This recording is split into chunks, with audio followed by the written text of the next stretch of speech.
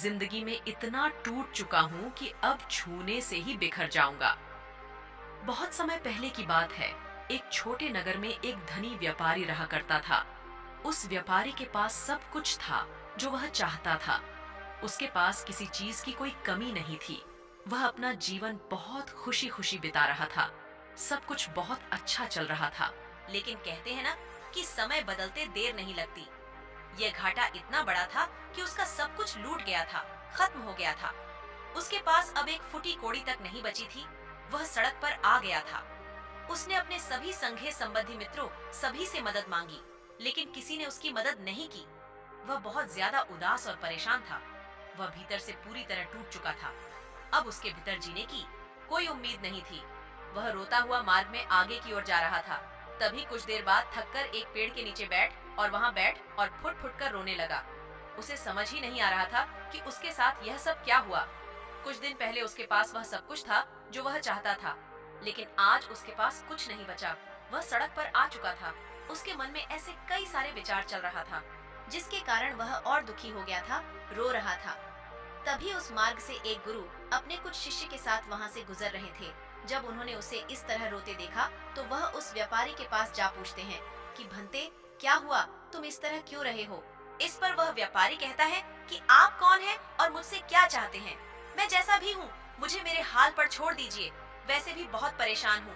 कोई मेरी मदद नहीं करना चाहता। आप यहाँ से चले जाइए। मुझे किसी की मदद नहीं चाहिए। इस पर वह गुरुदेव कहते हैं, भंते, मगर बात क्या है? तुम क्यों इस तरह परेशान हो और रो रहे हो? तुम मुझे अपनी समस्या बता सकते हो। मैं तुम्हारी समस्या का समाधान जरूर करूंगा। इस पर वह व्यापारी गुरु से कहता है, हे गुरुदेव, मुझे अपने जीवन का बहुत बड़ा नुकसान झेलना पड़ा है। कुछ दिन पहले मेरे पास सब कुछ था, किसी चीज की कोई कमी नहीं थी। मैं भी एक धनी व्यापारी था, सभी मुझे जानते थे। लेकिन आज मेरे पास कुछ भी नहीं है। मैं पूरी तरह से बर्बाद हो चुका हूँ। आज मेरी ऐसी नौबत आ गई है कि मैं अकेले सड़क किनारे बैठ इस तरह रो रहा हूँ जिन पर मैंने भरोसा किया था। सभी ने मुझे धोखा दिया है और जब मैं उनके पास गया तो सबने मुझे धुतकार के भगा दिया। सभी ने मेरी बातों को अनसुना कर दिया। इस दुनिया में सभी बहुत मतलबी हैं। सभी को केवल अपना फायदा चाहिए।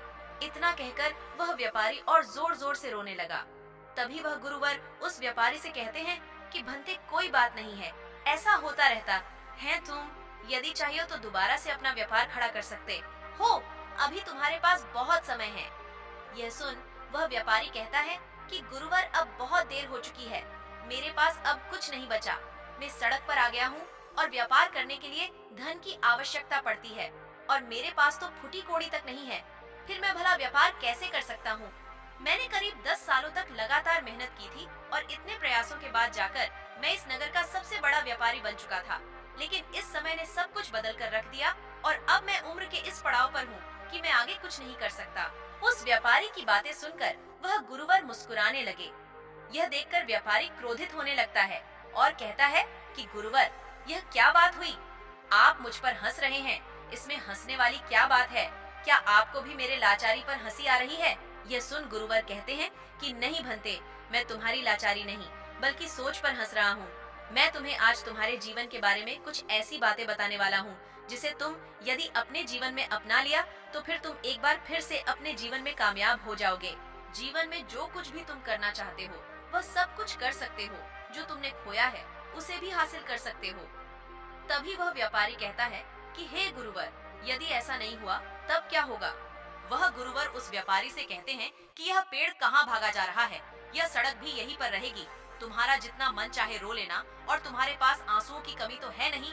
यहाँ बैठ, जितना चाहो उतना रो लेना, अपने आप को भला बुरा कह लेना, कोस लेना। उन गुरु की यह बात सुन वह व्यापारी शांत हो जाता है और उनके चरणों में गिर जाता है और कहता है कि हे गुरुवर, मुझे बताए कि मेरे जीवन के वह कौन से मंत्र हैं, कौन सी आदतें हैं जिसे यदि मैंने अपने जीवन में उतार लिया तो मैं अपने व्यापार को एक बार फिर से खड़ा कर पाऊंगा।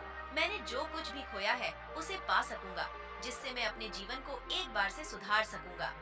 इस पर वह गुरुवर उस व्यापारी से कहते हैं कि भंते, तुम तो कहते हो कि तुम्हारे पास रहने के लिए घर नहीं है, तो मेरी बात ध्यान से सुनो। हर मनुष्य को, हर प्राणी को उसका घर उसके जन्म के साथ ही मिल जाता है और यह उसके साथ मरते दम तक रहता है और यह उससे कोई छीन नहीं सकता। जब तक तुम जीवित हो यह घर तुम्हारे साथ ही है और इस दुनिया की बड़ी से बड़ी कीमती चीज भी उसके आगे कुछ नहीं है। तुम्हारे पास आज भी वह घर बचा हुआ है। इस पर वह व्यापारी कहता है, हे गुरुवर, आप क्या कहना चाहते हैं? मेरा घर तो पहले ही नीलाम हो चुका है, फिर आप यह क्या बोल रहे हैं? मैं आपकी बात नहीं समझ पा रहा हूँ। इस पर वह गुरुवर मुस्कुराने लगते हैं और कहते हैं कि मैं तो तुम्हारे शरीर की बात की रहा हूँ। तुम्हारा शरीर ही तुम्हारा घर है और यह सबसे ज्यादा कीमती है। इस दुनिया की बड़ी से बड़ी और कीमती से कीमती चीज भी तुम्हारे इस घर के आगे कुछ नहीं है। इसलिए अपने इस घर का ख्याल रखो, अपने इस घर को मजबूत बनाओ, शक्तिशाली बनाओ, क्योंकि यही वह घर है जो तुम्हारा साथ कभी नहीं छोड़ जाता जब तक कि तुम मृत्यु को प्राप्त न हो जाओ। अतः इस बात का हमेशा ध्यान रखना।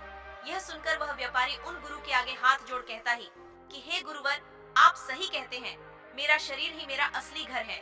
तभी वह व्यापारी गुरु से आगे कहता है कि हे गुरुवर, वह दूसरा मंत्र क्या है, मुझे बताए। तब वह गुरु कहते हैं कि हे भंते, तुम कहते हो कि तुमने अपने जीवन का सबसे बड़ा नुकसान झेला है, यह तुम्हारा सबसे बड़ा नुकसान है। पर वास्तविकता तो यह है कि यह तुम्हारे जीवन का सबसे बड़ा नुकसान है ही नहीं। इस जीवन का कोई भी नुकसान सबसे बड़ा हो ही नहीं सकता। इस पर वह व्यापारी कहता है गुरुवर, आप यह कैसी बातें कर रहे हैं? मैंने अपने जीवन में सबसे बड़ा घाटा झेला है।